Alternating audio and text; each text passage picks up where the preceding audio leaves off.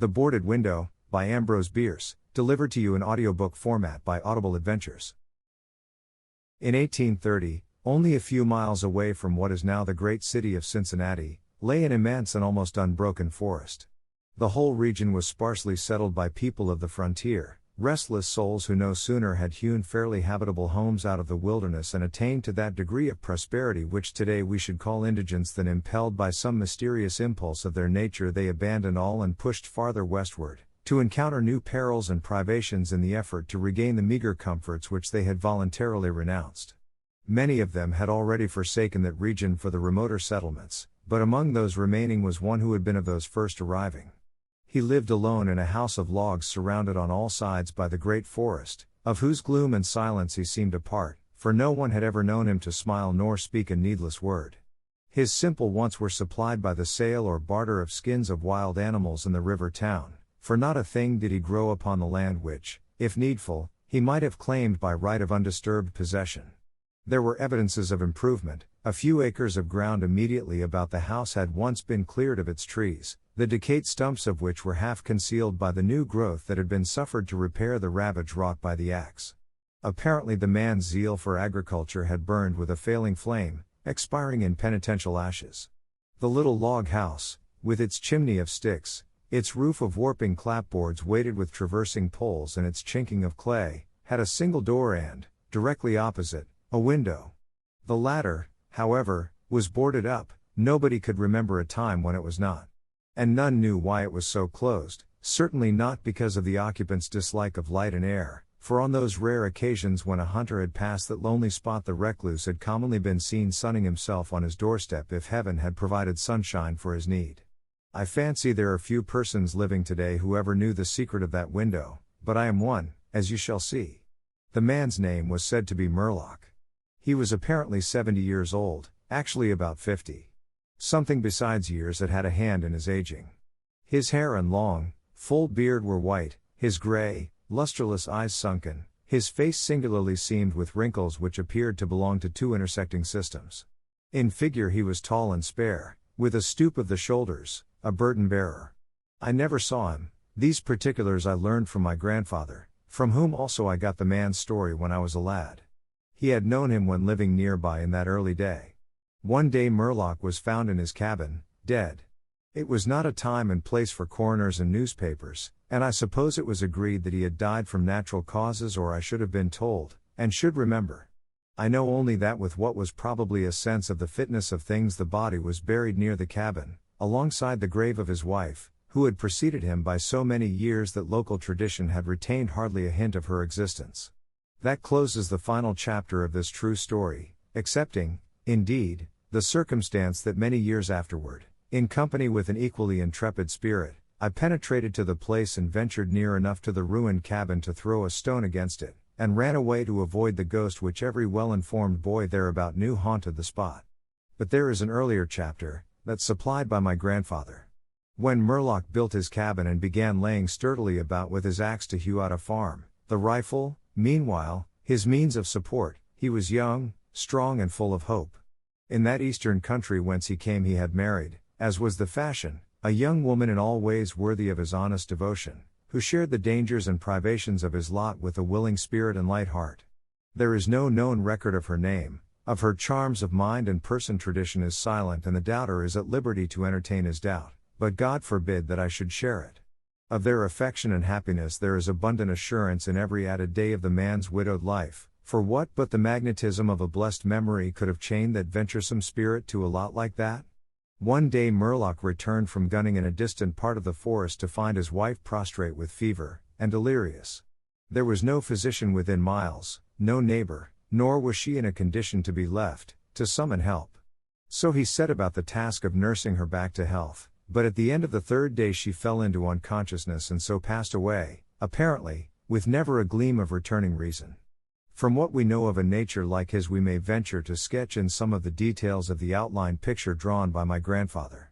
When convinced that she was dead, Murlock had sense enough to remember that the dead must be prepared for burial. In performance of this sacred duty he blundered now and again, did certain things incorrectly, and others which he did correctly were done over and over. His occasional failures to accomplish some simple and ordinary act filled him with astonishment, like that of a drunken man who wonders at the suspension of familiar natural laws. He was surprised, too, that he did not weep, surprised and a little ashamed. Surely it is unkind not to weep for the dead. Tomorrow, he said aloud, I shall have to make the coffin and dig the grave, and then I shall miss her, when she is no longer in sight. But now, she is dead, of course, but it is all right, it must be all right, somehow. Things cannot be so bad as they seem. He stood over the body in the fading light, adjusting the hair and putting the finishing touches to the simple toilet, doing all mechanically, with soulless care. And still through his consciousness ran an undersense of conviction that all was right, that he should have her again as before, and everything explained. He had had no experience in grief, his capacity had not been enlarged by use. His heart could not contain it all, nor his imagination rightly conceive it. He did not know he was so hard struck, that knowledge would come later, and never go.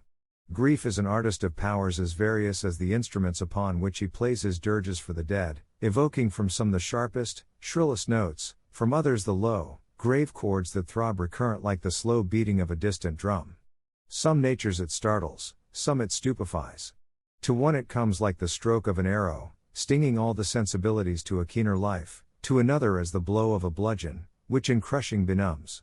We may conceive Murlock to have been that way affected, for, and here we are upon surer ground than that of conjecture, no sooner had he finished his pious work than, sinking into a chair by the side of the table upon which the body lay, and noting how white the profile showed in the deepening gloom, he laid his arms upon the table's edge, and dropped his face into them, tearless yet and unutterably weary. At that moment came in through the open window a long, wailing sound like the cry of a lost child in the far deeps of the darkening wood. But the man did not move. Again, and nearer than before, sounded that unearthly cry upon his failing sense. Perhaps it was a wild beast, perhaps it was a dream. For Murlock was asleep. Some hours later, as it afterward appeared, this unfaithful watcher awoke and lifting his head from his arms intently listened, he knew not why. There in the black darkness by the side of the dead, recalling all without a shock, he strained his eyes to see, he knew not what. His senses were all alert, his breath was suspended, his blood had stilled its tides as if to assist the silence. Who, what had waked him, and where was it? Suddenly the table shook beneath his arms, and at the same moment he heard, or fancied that he heard, a light, soft step, another, sounds as of bare feet upon the floor. He was terrified beyond the power to cry out or move. Perforce he waited there in the darkness through seeming centuries of such dread as one may know, yet live to tell. He tried vainly to speak the dead woman's name, vainly to stretch forth his hand across the table to learn if she were there. His throat was powerless, his arms and hands were like lead. Then occurred something most frightful. Some heavy body seemed hurled against the table with an impetus that pushed it against his breast so sharply as nearly to overthrow him, and at the same instant he heard and felt the fall of something upon the floor with so violent a thump that the whole house was shaken by the impact. A scuffling ensued, and a confusion of sounds impossible to describe. Murlock had risen to his feet. Fear had by excess forfeited control of his faculties. He flung his hands upon the table. Nothing was there. There is a point at which terror may turn to madness, and madness incites to action. With no definite intent, from no motive but the wayward impulse of a madman, Murlock sprang to the wall, with a little groping seized his loaded rifle, and without aim discharged it. By the flash which lit up the room with a vivid illumination, he saw an enormous panther dragging the dead woman toward the window, its teeth fixed in her throat. Then there were darkness blacker than before, and silence, and when he returned to consciousness the sun was high and the wood vocal with songs of birds. The body lay near the window, where the beast had left it when frightened away by the flash and report of the rifle. The clothing was deranged, the long hair in disorder, the limbs lay anyhow. From the throat, dreadfully lacerated, had issued a pool of blood not yet entirely coagulated. The ribbon with which he had bound the wrists was broken, the hands were tightly clenched. Between the teeth was a fragment of the animal's ear. The end. Thank you for listening to an audiobook from Audible Adventures. Don't forget to like, subscribe, and stay tuned for more remarkable audiobook adventures.